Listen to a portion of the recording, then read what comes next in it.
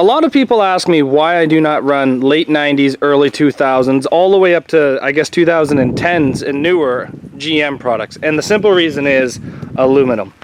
It breaks so easily that it's not worth building. And where this aluminum is usually located is right here on the spindles. Now, up here in Ontario, all of our big car rules basically do not let you swap aluminum. And yes, you can get away with it a lot of smaller shows, but the problem is it's a lot of work. And what works for one GM product might not work on another GM product. You guys have seen me switch aluminums out before, but anyway, it's not an easy process to do. Sometimes it's very easy, sometimes it's very difficult. You got to change bearings, you got to change calipers, you got to rebleed brakes. But other than the aluminum, these are very good cars. The frames are very, very good. The subframes are good. It has some wicked bends that kind of make it not as good as it could be, but it makes it a good car still.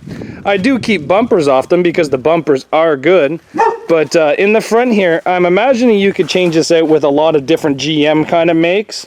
In the back here, again, I haven't done too much GMs to know, but this looks a lot like a Toyota Camry setup, and if you put a Toyota Camry setup on this, I bet you would even lift it a bit just because of how it's set up here at the actual spindle.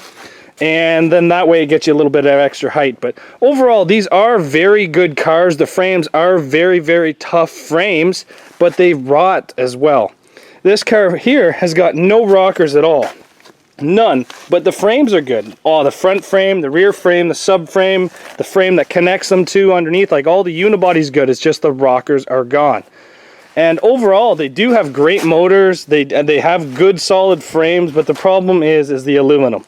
It is not worth me putting my time and energy into one of these cars to build it to get one shot, break a spindle, drop an axle, and then you're out. So that's why I do not build a lot of these cars that have aluminum spindles. This is a GM aluminum spindle. I've removed all the bearings and all that stuff. I believe this is off a Buick.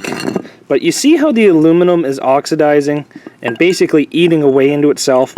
This is where they will snap. They will snap basically right there along that machining mark. And these are great for handling, and if a lot of these parts are interchangeable to Cavaliers for guys that like to lower their cars and have better control in the corners, stabilizers and stuff like that.